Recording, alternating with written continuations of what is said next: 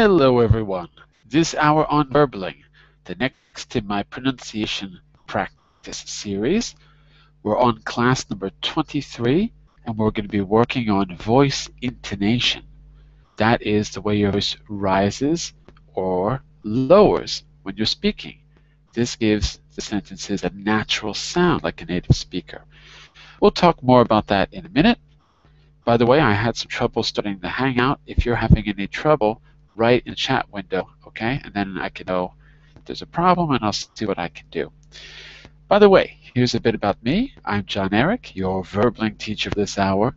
I'm an American teacher from New York, hanging out in Lisbon, Portugal to bring you this class. Here are 3 quick rules to help you participate. Don't forget to turn off, tune in, and open up. That means turn off your microphone when you're not speaking so that we can keep the classroom nice and quiet. Tune in to new words, or in this case, the new concepts you're learning about pronunciation, so that I can correct you and give you feedback. And last but not least, open up to your classmates. Relax and have fun. We're all here to learn, and this is a safe and respectful place to practice your English. And that is a little bit about me. I want to know a little bit about you, so let me just say hello to Raphael. Hello, Raphael. How are you? Hello, teacher. Good morning. How's it going? Good? Yeah, perfect. Any trouble getting into the Hangout? Because I couldn't get it started. No. No? Okay. It was very easy. I don't know what's going on with me. Okay, give me just a second to open the material and we'll get started. It is awfully quiet today in Verbling land. Where is everyone? There should be more people here. Let's see if they join us. Give me just a second. Yeah, my Hangout is always very slow for some reason. Give me just a second to get this open. I've got some kind of delay. Hold on a second.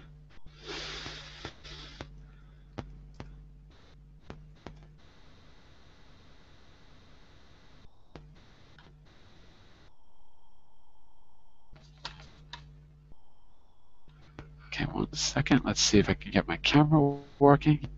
And if so, we'll be in good shape. Okay, looks like it's working. All right, while I'm waiting for my document to load, it's very, very slow. Let's talk a little bit about intonation. So, that's what I want to say. First of all, Phil, what it means. Does it sound familiar? Let's start there.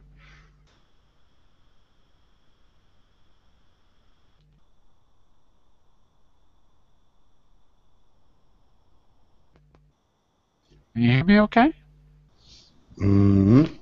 I don't know if I am having connection problem. I couldn't hear you properly.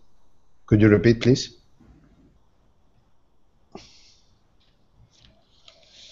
Oh, sorry. Yeah, sorry. So we're going to talk about intonation first. First of all, do you know the word intonation? Because in Spanish, I think it's different. What does intonation mean? Or could you give me an example? Let's make sure it's clear. Intonation is related with the way that you make sounds when you are talking. You are doing an up sometimes and a down right, yeah. On other times. Intonation, when you are talking with that word, yeah. Always, sometimes, many times in English, I think is when you are talking with, when you are speaking a noun, telling a noun, you need to intonate at the first syllable, intonation, or and it's the way that you are, right. The way that you are speaking up in some letters, in some syllables, and in other syllables you Well, getting down. let's make a distinction. Hold on one second. Let's make a distinction between stress and intonation. There's a little difference. Stress, which I think in Spanish is sílaba tónica, stress is on part of a word, and you're absolutely right. We intone part of the word. I guess you could say that. I don't know if that's a word, tone. Not intonate, but intone. But anyway, we don't normally say that. We say we stress part of a word. But in the sentence, intonation has to do with the speech unit. And that's what we've been talking about in the last 2 weeks, speech units. So when you look at something that's probably could be bigger than a sentence, it's inside of a sentence and it could even be between sentences, we break ideas up into units. Sentences are broken up into units. So it's those units that have different intonations. But the easiest intonation to remember is a question, right? So you could say, did he do it? Your voice has to go up to show that it has to, actually we call this inflection, when your voice goes up or down.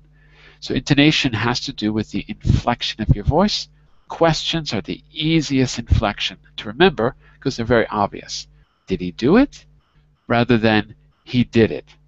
So did he do it? Goes up. He did it. Goes down. He did it is a statement. Did he do it is a question. But there's other kinds of intonations. So that's what we're going to try to look at today. But you're absolutely right. Stress is one kind of intonation, word stress. We're going to look at units bigger than words, though. So what I'm going to do is, again, I don't know if my Hangout is cooperating, but I'm going to try to share my screen, at least for the beginning of class. And I'm going to go to our document, which I know you've got open. I can see you there. So for you people watching at home, yeah, it's a little bit slow. I don't know if I'm going to be able to share my screen with you, but anyway, for now. So you'll go to this graphic when you open it, and I'm going to just scroll down so everyone can see where we are. There's my contact, some news there, table of contents. Okay, I've got to update the table of contents because I have a new class today, class 23. So let me update it so you can see it. Okay, there we go. And you'll see here, class 23, voice intonation part 1. So if you click on that, it will take you to page 10. It'll take you to page 10. And right now it's blank because I haven't added the exercises. I'm going to do that right now. Okay? So I'm going to, hold on a second. I'm going to stop sharing my screen because it's really heavy for some reason. So I'm going to just use the camera for now. Hold on a second. Oh, these Hangouts are really a pain. Give me a second. Did I get it? Yeah, okay, there we go. All right, so let's get started. I'm going to put the exercises there, and if anyone else joins us, I'll share the screen with them. So first, what we're going to do is just read an example together. I'm going to have you read this, and I've already got it marked for you. Give me a second here. I'm going to paste it there under exercises. Okay, you'll see it in just a second. So here's the idea. In each speech unit, that's like a one idea in a sentence. In each speech unit, there is one main movement of the voice, either up or down. And we call that inflection, as I said. So starting on the last prominent word of the speech unit. So you're really focused on the last word when you break up a speech into parts. So what I've done is given you one that's done for you. It's already broken into units. So every time you see 2 slashes, that's a unit. And I've put in little arrows for you. Okay? And what I'd like to do is I'm going to read this the first time, and then I'm going to have you try. Okay? Can you see what I pasted for you on page 10? Do you see it? No, I can't see it. I can say if I download, but not Can in I? your screen. Yeah. On page 10 of Page 10. I'm you have to going. what? I'm going No, I now. can't. I'm having trouble sharing my screen. It's Yeah, yeah. don't worry. I go there. Okay. If you scroll down, you should see Yeah. it. All right. So I'm going to read it first. I want you to listen and notice the arrows as I read. Okay? Mm-hmm. So it says the following. You'll arrive at Central Station. When you get off the train, turn left along the platform. At the end of the platform, there's an escalator. Go up it, and you'll be in the main square. There's a fountain in the square. That doesn't make any sense. Hold on. Mm-hmm. There's a fountain in the square. That's it. There's a fountain in the square, and I'll be waiting for you there. So I put in the arrows and I tried to read it as best I could in the most natural way I could. Let me just say one thing. These arrows are not they're not perfect. They're not exactly the way my voice is inflecting. And I'll give you just one example. When it says at Central Station, now when it says you'll arrive at Central Station. When you get off the train, okay, train. What I'm going to do is I'm going to draw on the screen for a second if it lets me, and I want to show you. I did this once before, but I just want to show you what the actual inflection looks like. Let me see if I can do this. If I can, let me see if it's going to let me do this. Hold on. If not, we'll forget it. Yes, it will. Okay. So I'm going to write a text on the screen first. Text is going to be, what does it say? It says off the train. Okay. So the text is off the train. And I'm going to put that right in the middle of my face. No, I'm going to put that where? Hold on. I'm going to put that here in the middle of the screen where my face is. Okay. On your screen, you should see the words off the train. Do you see them? Mm-hmm. Okay, now I'm going to draw the inflection and show you how it's a little different than just an up or down arrow. Off the train, so so it's probably like this. Off the, then it goes train. So now you should see the inflection the way it really is. 2 dashes and an up-down movement. So it's true that it goes up, but if you want to be really clear about it, it looks like that. Off the train, I'm pointing this out because it's hard to notate this in a text. But this is a very common inflection in English. In fact, it's the same inflection that you learn in Chinese. If you learn the 4 tones in Chinese, or there's actually 5 sounds, 5 inflections. But the 4 tones, this is one of the tones as well. So that's how I noticed it, because when I was learning a little bit of Chinese, I noticed, wait a second, English has the same sound. So it's too difficult to write, but that's what it looks like. Off the train, say that for me. Off the train. Off the train. Yeah, train. So it really goes up and then down a little at the end. Rather than just off the train, if I said off the train, I'm asking a question. If I say off the train, I'm just putting extra S practice on that word because I'm about to say something new. Mm. So I don't know how clear it is, but let me give you a different line. I'm going to give you a blue line to show you what a question looks like. Off the train, off. So it would be a little bit lower. So the blue line here, off. Let's see if I can draw this. Off the train. So it's going to look something like this. I don't know if you can see the blue line. Yeah, perfect. Move my head. Yeah. Oops, I'm trying to move my head so you can see it a little bit better. There we go. Okay. So the difference is it goes up, and it goes up at the end of train. In the stress one, when you're adding emphasis, the first part of train goes up and the second part, ain, goes down. So here's the question in blue. Off the train. Here's the emphasis part. Off the train. Off the train. Off the train. So can you hear the difference between the two? Yeah. Can you hear?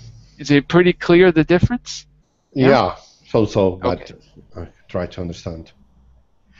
Well, Of the the, the only train. the only thing that matters is if you can hear it. Can you hear Yeah, the difference? yeah. You don't have to be able to reproduce it. Not Mm-hmm. now. Eventually you'll get it, but now the important thing is that you can really hear the difference. If you can hear it, your mouth will follow eventually. Okay, so let's practice those two, and then we'll go to the text. First, the question. Off the train. Repeat.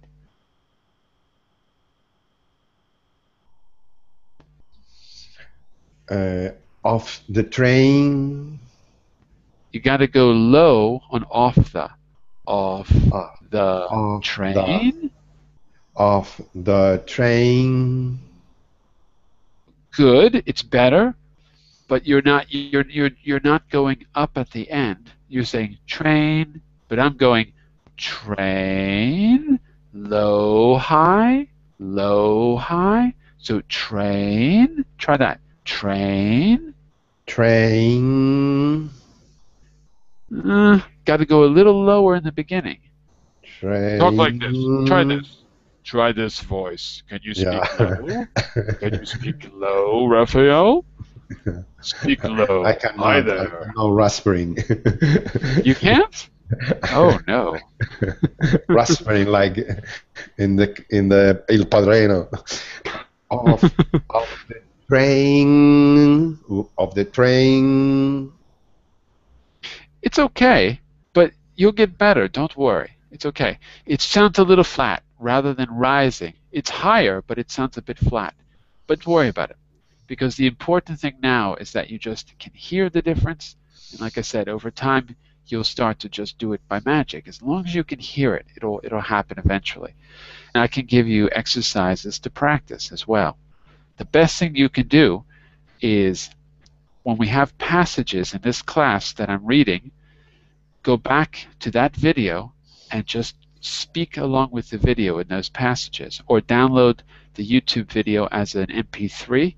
There's apps you can get that download it, and practice in your iPod or whatever you have, MP3 player.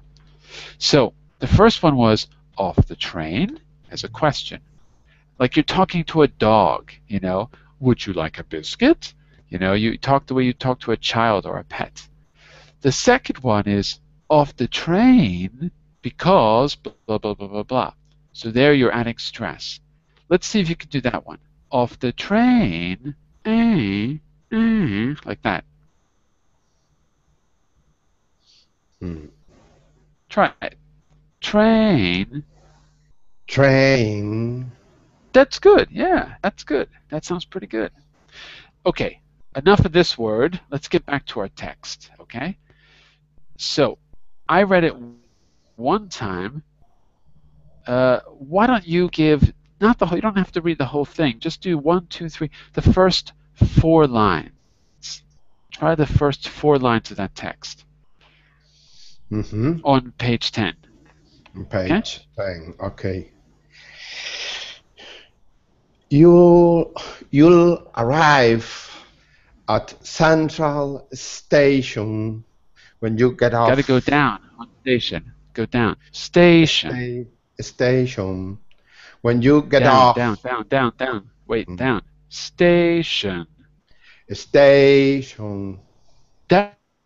That's it. Yes, that's it. Mm. When you get off the Wait, wait, wait, train. wait, wait. It's good. It's good. But your off is high. Mm, Keep everything low except the word train. Train sounded perfect, but you went off the train. It sounds like you're going to sing the rain in Spain.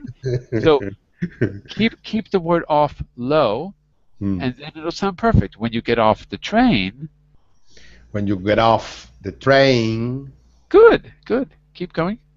turn left along the platform, and Good. at the end of the platform, there are an escalator.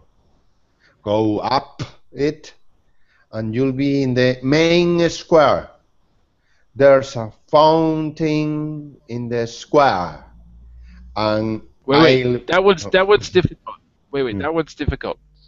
There's a fountain in the square, so it's a little bit weird because you got to go up on square because you're not finished giving directions. So when mm, you go up, you're signaling to the person there's more information. So it sounds like this. By the way, you don't have to talk louder when those stress mm, syllables come up. You don't have to. A lot of books and a lot of teachers say that the stress syllable is loud. It's not really louder. It's so slightly louder that people don't notice. In fact, it's actually a little bit longer rather than louder. So I wouldn't raise the volume of your voice too much. So listen to mm, me on that line. Listen to me. There's a mm. fountain. There's a fountain in the square. There's a fountain in the square. There is a fountain in the square. Good. Good. Keep going. There is a fountain in the square, and I'll be waiting for you there. Okay. Good, except one little thing. Hmm, Your voice here, Raphael, I think what you're doing is this. It hmm, sounds pretty good. It sounds pretty good. Okay. I think you're confusing when you see the capital letters like WAIT and waiting, it's capital, it's big, and the ing is small. Yeah? hmm, hmm. When you see that, that has nothing to do with intonation. Your voice does not need to be louder or softer, and it does not need to be higher or lower. It's there only to show you that it's a little tiny bit longer. So, Mm. so instead of saying, um, Escalator. Yeah, yeah, but very yeah. slightly, Mm. like this: escalator, escalator. Escalator. That's it. Yeah. If if I were to move the stress to the second syllable, it would sound like this: escalator, escalator. Escalator. Yeah. Yep. So it's just prolonging the syllable very slightly. Or another way to look at it, if this is easier to understand, is that syllable sounds normal and the other syllables sound shorter because that's what's really happening. Because we don't say escalator. We remove all of the vowels. We take them out. So we say escalator. It's escalator, like as if there's no vowels in the sentence. Escalator. Try that. Es- Escalator. Escalator. Yeah, perfect. Sounds good. I hear some vowels, but that's okay. You can have the vowels there a little bit. But what happens in English is we swallow the vowels in the other syllables. Okay? So remember, the up or down inflection of your voice is only on the last word of the unit, not the rest of them. Only the last word. Clear? Clear, crystal clear. Okay, Okay, perfect, okay. perfect. Okay. Raphael, what is going on? Where is everyone today? I cannot believe that you are the only I one don't know. here. I can't Yeah. believe it. Yesterday there were a lot of classes with only one student. Not me, but I saw some of them. I think many people is on vacation right now. Yesterday Ah, there were maybe. a lot of classes only with one. Another classes without anyone. Really? Wow. Yeah. That's weird. I wasn't working in Verbling last August, so I don't remember what it was like. But it's almost August, so yeah, maybe everyone's on vacation. Okay. So what we're gonna do I think is, let me I see. don't know I got a exactly few what happened. examples for you. Hmm. Yeah, maybe it is. There's a lot of European students, so maybe everyone started their holidays now. Um, what else do I want to say here? Do I Hmm. want to say anything? Let me just look at my notes. I think we're just going to do some exercises. I think that's what we're going to do here. Okay, so what I'm going to do is give you the first exercise again on page 10. All right. And, well, we've got some people watching us. Hey, people viewing, if you want to come into Hmm. class, just click join. And by the way, people viewing, if you're not coming into class, you're going to need to open our notes. So you'll see the notes for today. You've got to click on that link in the chat window, or you're not going to be able to see what we're doing because I can't share my screen. The Hangout's acting a little funny. So everyone, if you're not coming in, click on the notes, open the link, and go to page 10, and you'll see the exercises. Or just come into class so we can all practice. All right, so Raphael, you see I put 10 short phrases on page 10. Do you see them? Hmm. Okay, good. So what I'm going to do is I'm going to look at my notes so I know how to say these properly. I'm going to ask you to tell me if they're rising or falling. Yeah, and this will just be a little bit of ear training. Okay, are you ready? Yeah. Number one. Well, this is what I'm going to ask you to do, Raphael, actually. I'm going to ask you to write in the chat window the number and I'm going to ask you to put a letter. U for up and D for down. Okay, so I'm going to go through these quickly. So here's an example. Look in the Verbling chat window. You'd write 1D or 1U, like that. Do you see how I wrote that in the chat window? Hmm. Okay, so I'm going to go through all 10. I want you just to listen, and you can write your answers like that in the chat window as I go along, and then I'll give you the answers at the end. Okay, are you ready? Mm. But I didn't get. But the first sentence is was he really?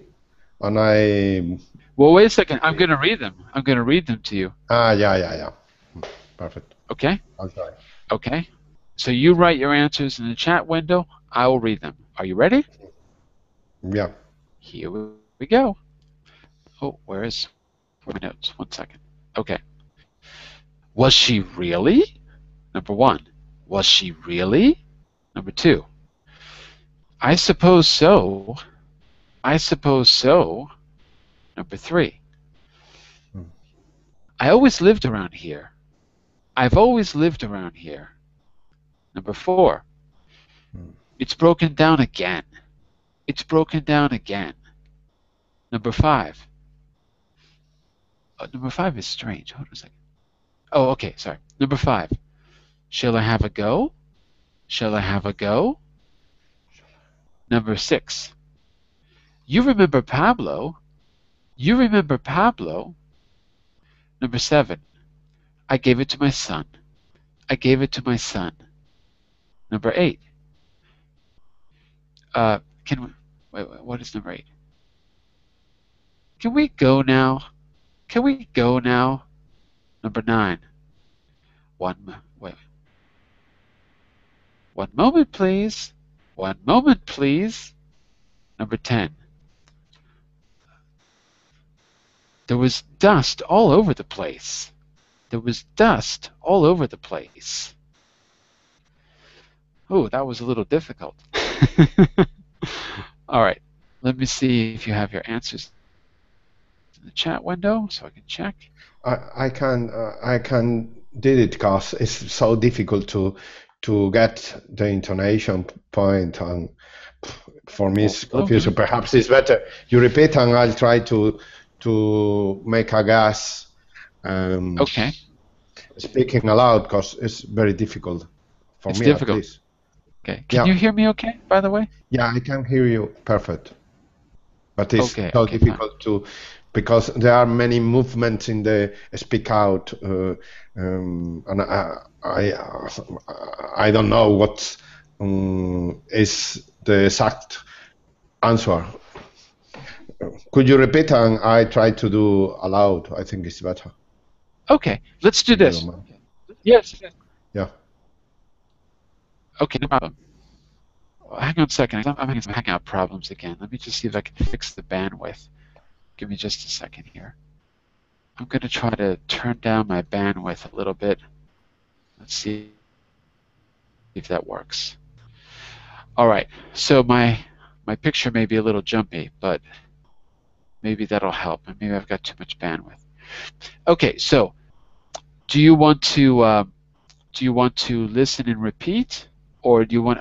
What I prefer that you do, I don't want you to repeat. I think it's distracting right now.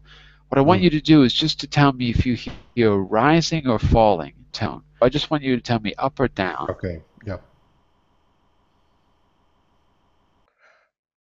Was he Okay? really? I think I think it's the, was he really? Here we go. Was he really? I think is But let me. up. I want you to use your ears. Okay? Yeah. Okay. So number 1, was she really? Was she really up or down? I think it's you are upping, Going up. You mean going up? going up. Upping it doesn't Going exist. up is not. Yeah. Upping doesn't exist. Yeah. Going up exists. Okay. Going Number up. 1 is correct. Yeah. You Hmm. could just say up. Yeah, it's fine. Up. So number 1 is up. Number 2, I suppose so. I suppose so. I suppose so. I suppose so. I think it's What do you down. think? Down. You think it's down. You think it's down, but it's actually up. It's a Down. different kind of up. It's Mm. the yellow line, not the blue line. Remember Mm. we saw the yellow and the Yeah. blue? It's the Hmm. yellow. So listen again. I suppose so. I suppose so. Yeah. No. So. No. Up. It's going up at Right. the end of the It's sentence. coming up. Right. Only listen for the last word. Just the so. Nothing else matters. Here's how it would sound if I was going down. I would say, I suppose so. That's down. I suppose so. Here's up. I suppose so. I suppose so. Hmm. Okay? So you can hear the difference. Here's number 3. I've always lived around here. I've always lived around here. Up or down? I think it's down. You are right. It is down. Here went down. Number Mm. 4. Hold on a second. Give me a second here. Okay, number 4. It's broken down again. It's broken down again. It's down. It's down. Number 5.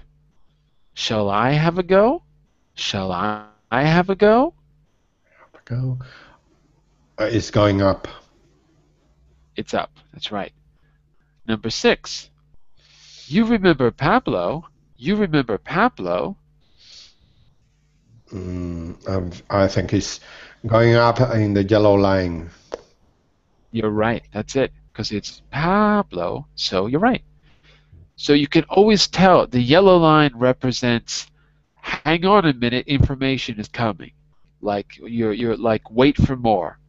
So the yellow line, it's like the matrix. You got the red pill and the blue pill. Here we've got the yellow line and the blue line. The yellow line will always go up on the first part of the word and then down. So here it's got two syllables. The first syllable is up, the second syllable is down. But if it was one word like train, we would divide the word in half. Train. Here we don't have to divide it because it's already got two syllables. But you're absolutely right. It's going up and it's the yellow line. Okay, number 7. I gave it to my son. I gave it to my son. I give it to my son. I think Mhm. it's both. I gave it to my son. It's down. It's going down. I think a Say little again? bit. Eh? It's Say it going again. I down. couldn't hear. It's Yeah. going down. It's It's correct. hmm. Okay. Number 8. Can we go now? Can we go now? Can we go now? It's I don't know.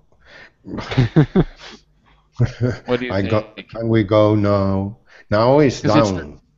now it's down. Yes. Can we go now? Can we go now? If I do it with an up inflection, the meaning of the sentence is completely different. Listen to how it sounds going up. Can we go now? Can we go now? Mm, Now I'm asking a question. Before I was complaining. So when I mm, go down, I'm actually complaining. Can we go now? mm. All right, let's try number 9. One moment, please. One moment, please. Please, one moment, please. Going up. Going up. And finally, number 10. There was dust all over the place. There was dust all over the place. Please. It's going down. It's going down. Well, you got them 100% correct. All 10. Mm. So, that's good. If You you are can a hear very the good trainer. difference, that is, I try my best. Because at the I beginning think I I think didn't get anything. I think what really helps is being able to compare more than one language. So if you do even one lesson in Chinese, for example, and you learn what tonality is, what tone languages are, it really helps you analyze your own language, which is not tonal. And here's another thing. Some languages are musical and others are stress languages. So Italian is a musical language. It's based on rhythm, and English is a stress-based language. So that's why when you hear Italians, they always want to add a syllable at the end of the word. So that's why they sound strange in English. Because instead of saying, I want to go there, they say, I want to go there. Because in Italian, you need to have that rhythm or the sentence doesn't sound correct. Spanish, I don't know. Actually, I'm not really sure. I guess Spanish is really, I'm not sure if Spanish is more of a musical or stress language. I mean, I guess it depends on which kind of Spanish. Like in Portuguese, continental Portuguese is stress based, but Brazilian Portuguese is more arguably more musical based, more rhythm based, arguably. I'm not a linguist, so I don't know.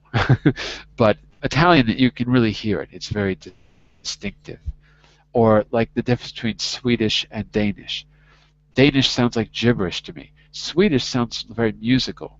Uh, and I can always tell the difference between them. I can't speak the languages, but I can tell immediately. It's almost the same language, but I can tell immediately where people are from, or if they're uh, what's the word? If they're speaking Norwegian, also, because it's just you can hear these prominent stresses and this kind of musical quality. And Danish seems to sound a little more like English. They kind of swallow their syllables like we do. Anyway, so much for that. I think that really helps, and that's when you have something to compare it to. Oh, by the way, where are you from originally, Raphael? I can't remember. I know you're in Spain somewhere, but where are you from exactly? I'm from Madrid, from the capital. From Madrid. Yeah. So, so you have the luck, in a way, to be born in the place with the least linguistic, how can I say this? The least tonal range of almost any language on the planet. So Spanish from Madrid, particularly, has less sounds in it, less variety of sounds than almost any other language on the planet. What that Yeah. means is it's a lot harder for you to hear the other sounds in other languages. Much harder for you. If you were born in, I don't know, somewhere in the Ukraine, it would be a lot easier because there's much more phonetic diversity in the language. So you have to understand that for you, it's much more difficult.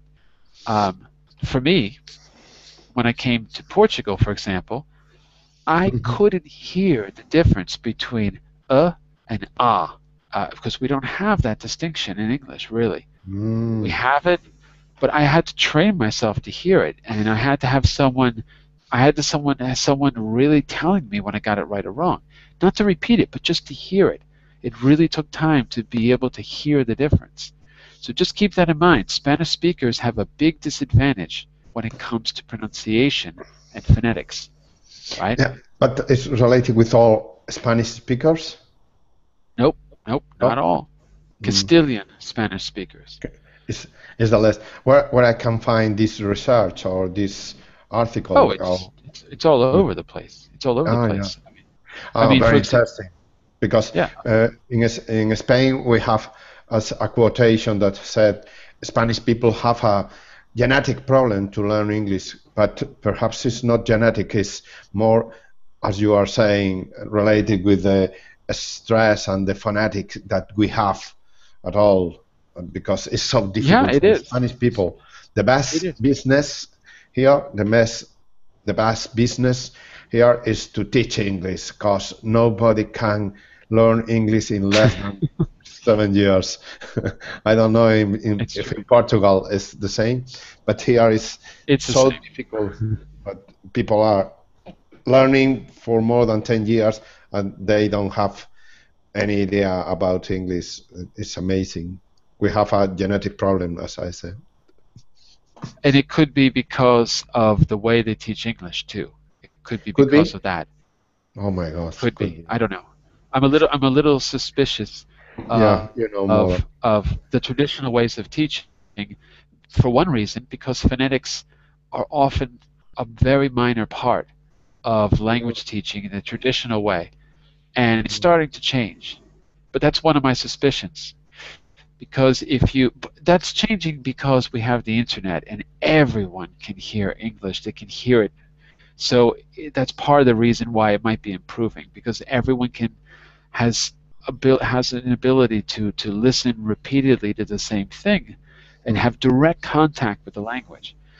But yeah, here in Portugal, people learn for a long time as well, and I think that the good thing about that is that you're getting exposure so that you could really learn a lot of detail and a lot of nuance.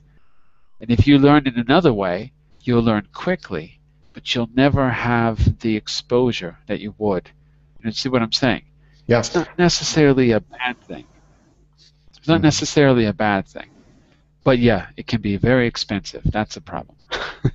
No, 10 but years is a lot to pay. right now, if you want be a sponsor, you have Berlin, for example, and I don't Right. get an idea why there are not more people in Berlin, Spanish people, for example, because there are a lot of them that Spaniards that we need to be exposure with English at least 1 hour per day. And I don't know how at Berlin there are not so much Spaniard, only two or three every day.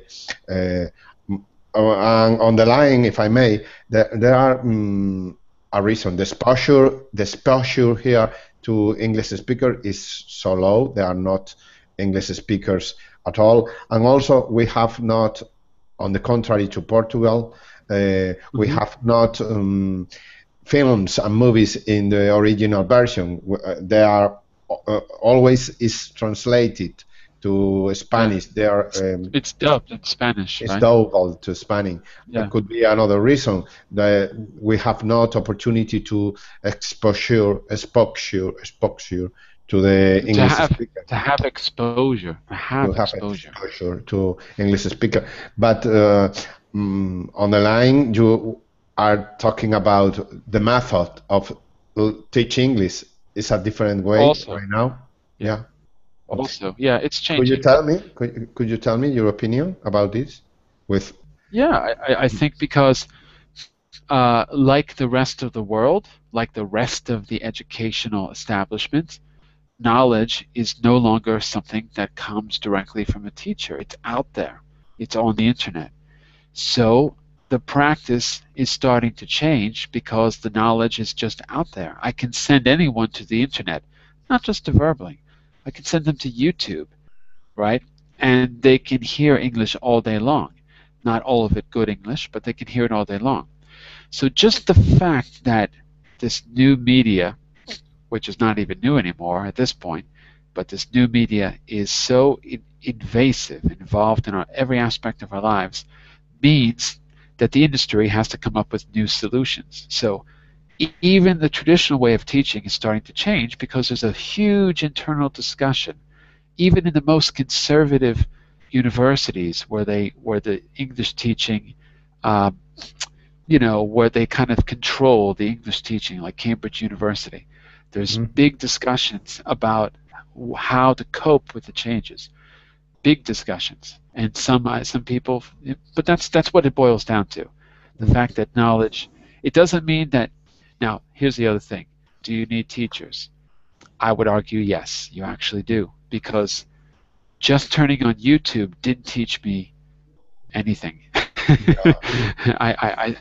I've learned a lot, but I've Mhm. learned the most on YouTube. I've learned the most from teachers who knew how to present things. But just getting exposure isn't really enough.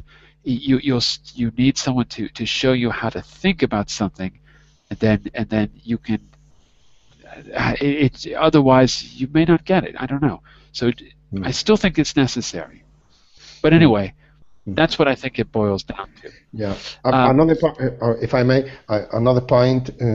I was in another class with two videos about the method to teach English in TED. You know mhm. what I mean? TED.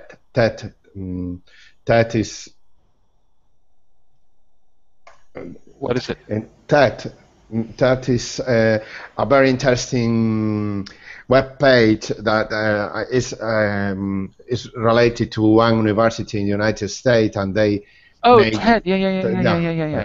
yeah. Got it. The TED, Uh, the TED Talk. Yeah, yeah. TED Talk, and Right, they were talking about how the method of teach languages is changing. And for example, uh the old traditional method have a lot of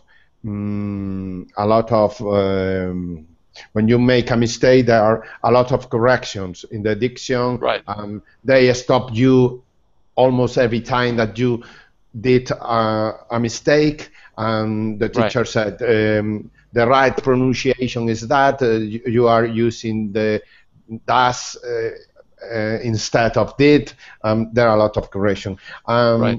On the other hand, the new method was don't correct anymore, Hmm. only at the end of the paragraph that the student has doing, Right, and don't interrupt the conversation that the other have doing, and only right. talk and talk and talk.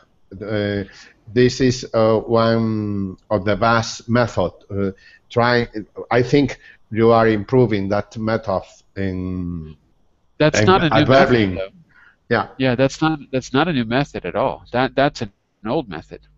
Old. Mhm. I don't mean that old, Yeah. but let me tell you, that's called communicative language teaching, and that comes out of the 1960s. Oh In the my gosh. 1960s, there Oh was yeah. a huge movement called humanistic teaching or something like that, a Mm, humanistic movement, right? That came out of that period of time of the Vietnam War and the turbulence, social turbulence all over the world. Um, and one of the benefits of that was that, of course, everyone was challenging conventions. So in language teaching, this movement, humanistic teaching, um, started to be formulated by a few really interesting people in English yeah. teaching and in linguistics. Mm, And what they came up with a bunch of things. One of them was communicative teaching, and there was an earlier version of that called community teaching. Um, mm, and they tried to do what you said. They tried to stop looking at grammar, structure, and stop looking at they stopped looking at teaching as transmitting information, and they started looking at it as a social issue, mm, and and try interesting. to include people in communities, in speech communities, and they tried to give, and that even has earlier roots in in the kind of linguistics that people used when they would go to remote places and try to understand Aboriginal languages, in Guinea or in the Amazon or places like that, or places in Africa, places where the Western world didn't really have contact, and it's called field linguistics. And a lot of people who did field linguistics, now that was a lot earlier. That's like in the 40s and 50s, 40s. So what I'm saying Mm, is yeah. that Interesting. specific movement really comes out of something. It was really developed in the late 60s and early 70s, and it was kind of big in the 70s. But you're right. You're right about one thing. With new technology, it's like all of these old teaching methods are kind of being, experimented with again because we have a new context to use them. Hmm. So, uh, even some older methods, like the way the military used to train people, even this way of drilling language, even that seems to make more sense now since that everyone can carry around an MP3 player. It didn't make so much sense in just a classroom because you could do all these drills. It was okay, but you couldn't, when you leave the classroom, you don't have access to the language anymore. But now that you can carry around the language with you, you couldn't carry around a record player, Hmm. but you can carry around an MP3 player with you. So even that 1940s World War II way of teaching, some of that makes sense nowadays too. So it's really interesting. Listen, Raphael, we're gonna have to stop here. I've got to start the Okay. next class. Perfect. But send me a link. Send me a link to the TED Talks in the message service, in the Verbling message thing, and Uh, I'll look at the videos. If you know which one they are, send me a uh, message yeah. Okay. Perfect. Mm, if you can. All right. Okay, mm, I'll be back in just a minute to start a business okay. Thank class. you. Okay. Hopefully we'll get lots of people there. I Yeah. hope. I hope. All right. Talk to you soon. Let's see if I can do this. Bye bye.